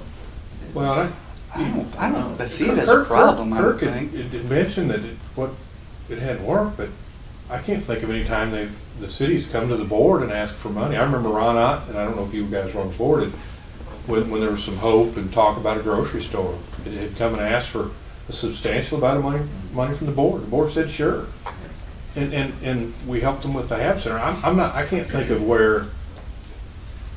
I think where some of it came in is when rates and budget in 2017, that responsibility was taken from the board, and I think that goes back to kind of what was talked about here, is if you have a board, giving the board the authority to do its job. And that's up to you guys. I mean, you've given up those two things, and then this, and where does that continue going? And that's a slippery slope. I mean, that I'll be honest with you, scares me. But again, this board has always been worked with MSDC. They worked with the city. I can't think of when we said no. I think there was some issues on an administrative fee, and I think that was just a lack of communication. We didn't have a city administrator. That wasn't communicated to me or you guys when that fee was going to happen. It was just there, and I think we had some questions. We put together we spent several weeks putting together some information on pilots paid, fees paid, and all that, and there was no city with a Board of Public Works that paid admin fees. Because the admin is handled through the board. And I think, Steve, if you look at what Lebanon is, and what you can look at a lot of utilities, every one that I've looked at or talked to, we provide more to our community in terms of cash and services than anybody. I mean, our ratepayers, the burden being placed on them is much greater than any other community I can think of. And that's where does that tipping point, where is that? When does it become too great of a burden? And I think that's where this body has to take the time to evaluate that. I think first and foremost, and I've got a copy of a reserve policy from Carthage. And I think if we develop those policies, we establish and I don't think it'll take long. I think if we could get to, Tony and I talked about June, if we could have time to get through some of these things and establish and make sure MMU needs are first and foremost, and then whatever can be done additionally. I mean, if we don't know where we need to be at, how can we determine what we can do? I guess that's my point. And we've got some great recommendations. I don't think it'll take us long to get through those. And one of those is insurance reserves. These trucks we're getting from FEMA. Normally we don't carry insurance on those trucks. Guess what? You get FEMA money, you have to have insurance. So we need to evaluate that. Are insurance reserves too high in the electric?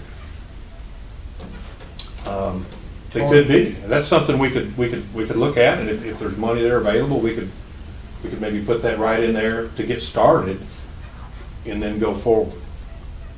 But We're not really building on the electric reserve right now either. They're depleting. I mean, you can look. And here's my whole problem is we're depleted in wastewater, we're depleted in water. There's not enough funds in there for them now that we just heard that where they should be. Mhm. So why are we looking at loaning or giving anything away? We're not even taking care of ourselves. We need to have- 20% out of 5 years, that is kind of dead, right? On the capital. Capital. And if I understand it right, that at the end of 5 years, at this percentage, they would have accumulated something like $2.2 million. Did I read that right?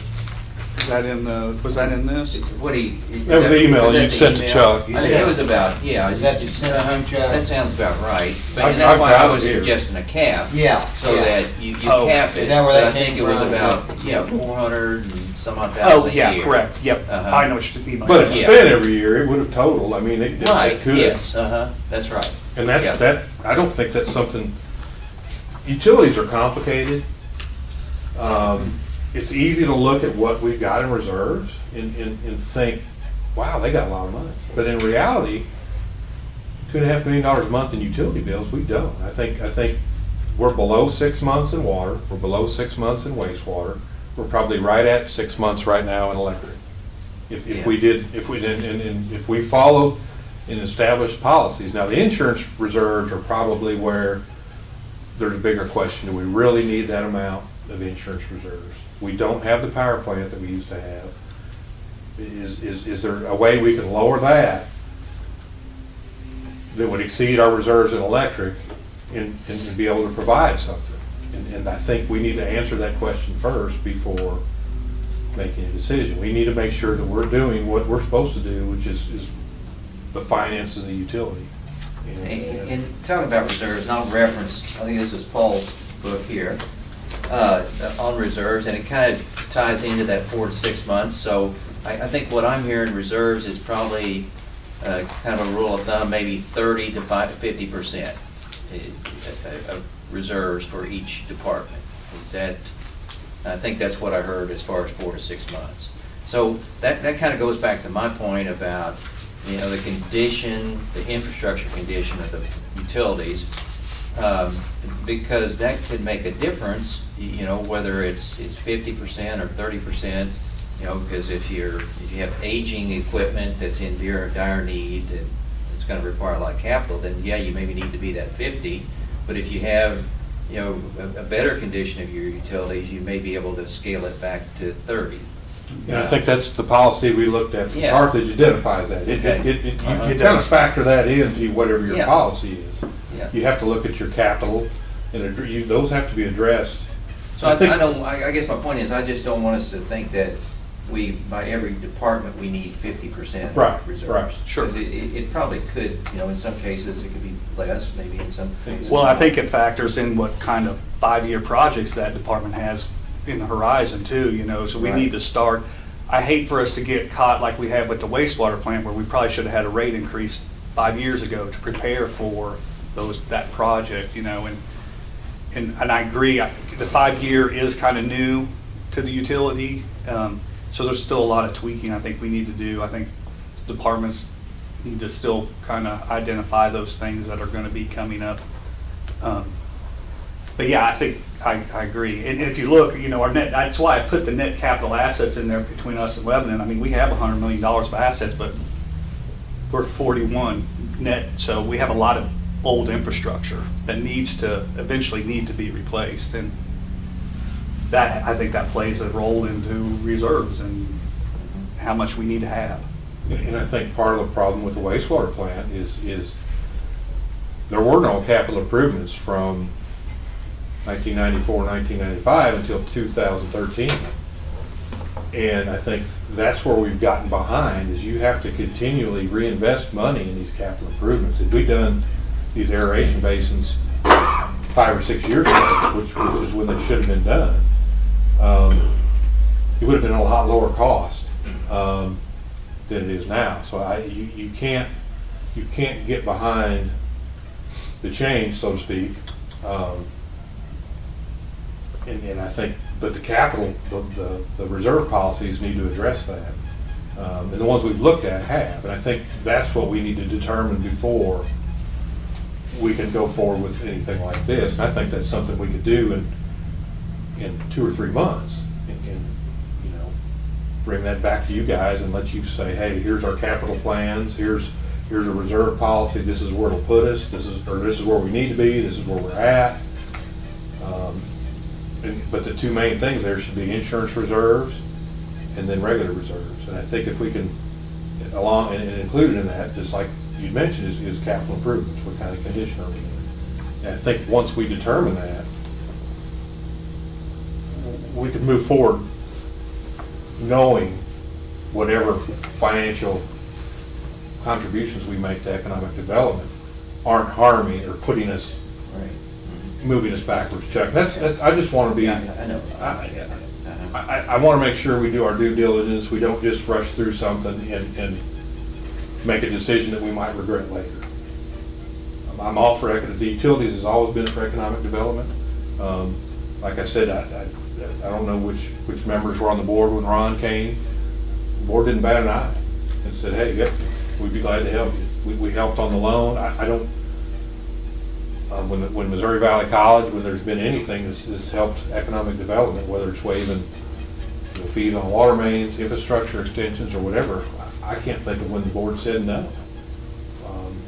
It's always been community-minded when it comes to those type of things. But you need to make sure you're doing what you're here for first before you can, and do that well before you can, if you're not careful, you're going to hurt yourself. And that's what my concern is. And I just put, you know, that email that I shared, that I put out, that was just kind of maybe just, I think, No, I think about it how was- we might do something, and I'm, you know, I'd like to hear from others, you know, if there's something, what is it? And, you know, it takes 3 months. I know they've been asking for quite a while. It seems like we're kind of moving it on down. I don't know. I want to do it correctly. I think I do the too. way it's being proposed is. I don't want to do it incorrectly. Right. That is management. I think that's what we're asking for. If you would give us time to get some of these recommendations completed, we've already started on it. I mean, I've known some of these recommendations for several weeks. I've already reached out for reserve policies. We plan on trying to talk about insurance reserves. There's a lot of peers I have access to through MPUA that have been in the industry for a very long time. The group that presented that today, you had 170 plus years of experience in the utility industry. And that's a good organization to lean on to help us through this. So with the amount of pressure that's already being applied to us, I mean, you can see it in the report for Lebanon, and you can go to a lot of other utilities and see the same thing. I mean, there's a lot of pressure being put on ratepayers, and how much can we sustain before that has a bad effect? And that's I think we need to look at that, have that answer before we make any decisions that have this type of impact.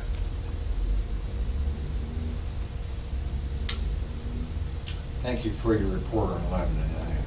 Tony did most of that. I'm not going to take credit for something I didn't do. Tony's put a lot of time and effort into that. Got approximately, what, 1,500 or so more gas, electric meters than we do, and water meters, right? They're substantially bigger. They don't have any wholesale water Water customers. like we do, Yeah, and then they don't have any generation in Lebanon.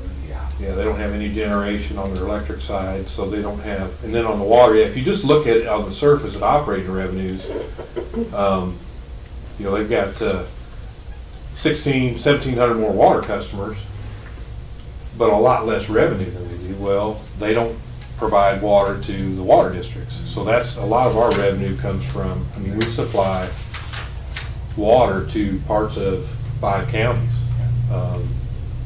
And so that's why and when your expenses go up, or your revenue goes up, so do your expenses. I mean, what we sell to the water districts for, there's very little markup. I think actually the city gets more on the transfer fee from those sales than we do.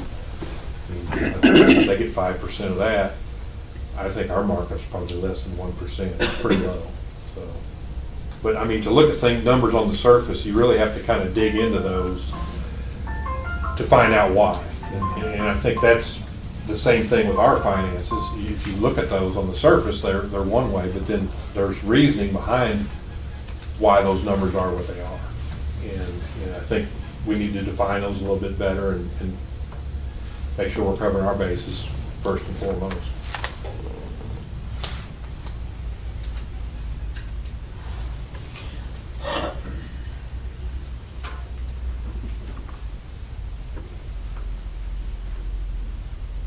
What's the board's pleasure?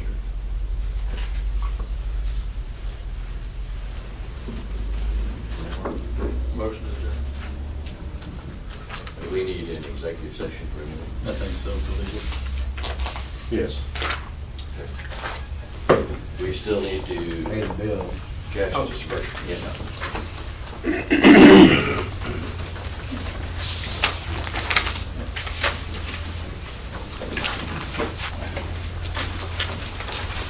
Are you guys able to follow along with the new report? I know it's a I little. like the old one better.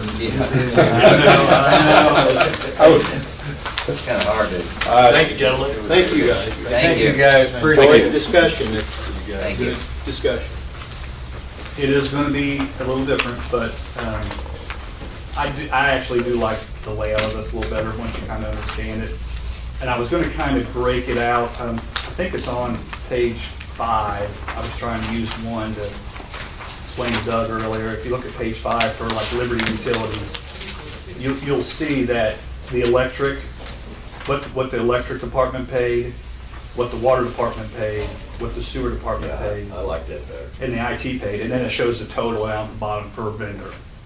And there's like hundreds of different reports I can run to show it different ways.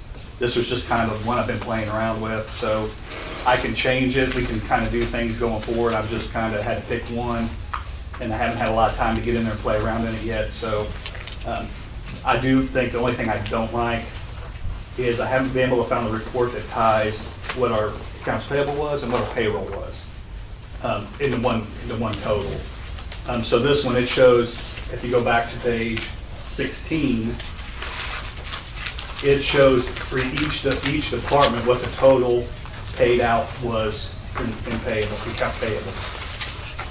But then you got to go to the last page to see what payroll was. And so you got to add those two together for our total disbursements. And that's why I sent that in email. I kind of summed it up for you guys in the email, so just to kind of give you a heads up. Now, you will notice that our payroll is less than it normally is because on the way we did our old disbursements, included in payroll was payroll taxes, all the benefits. And if you go back over to page, which our payroll typically per disbursement is around 200,000, 210, right around there, Barry. If you go to page 14, you'll see U.S. Department of Treasury. Well, that's what our payroll taxes were for this disbursement, so 50,000. Before that was included in the payroll total. Now it's split out. Split out. Yeah. And even our state taxes are separated out.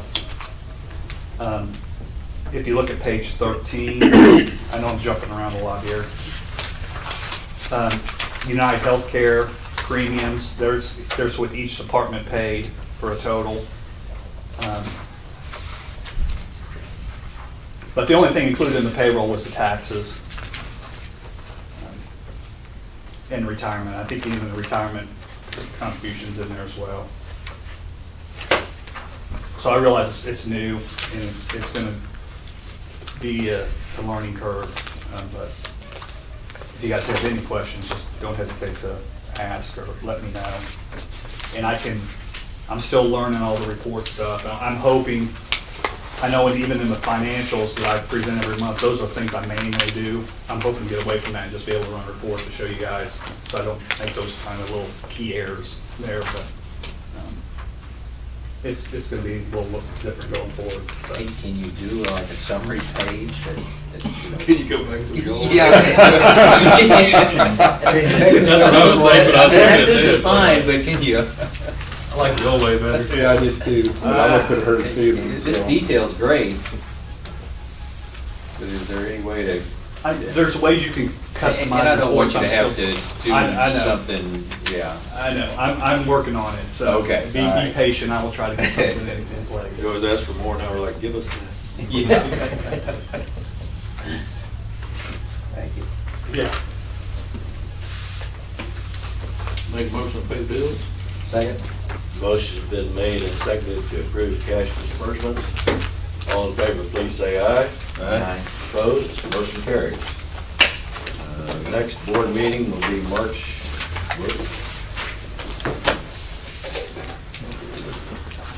17th. Is that gonna work for everybody or? So far. Cindy, appreciate you coming back and joining us. Would you like to add anything or questions or? I don't think I have anything to add, but if you all have questions or if you guys are going to be navigating through a policy on economic development, if I can lend help or assistance in any way I can, I would be more than happy to do so. Thank you. I think we should utilize that. You better believe it. I would entertain a motion to recess into executive session for legal reasons. So move. Second. Steve Roll call Mills, vote. Aye. Mr. Tricky, aye. Ken Bryant, aye. I didn't. Steve Mills, aye. Okay. We're recessed into executive session. We'll take a 5-minute recess.